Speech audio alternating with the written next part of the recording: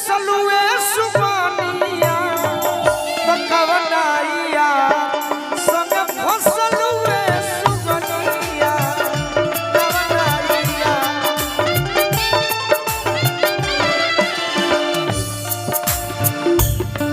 हो काके परबान तू आबाद भइला सजना, काके परबान तू आबाद भइला सजना,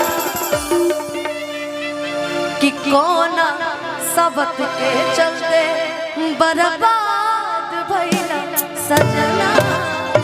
अरे खुश रह जाके अपना भंडारा के आना, खुश रह जाके अपना भंडारा के। हाँ भैया वो तो नियम है भाई, सबको शादी करके जाना है, तो ये ना करिए।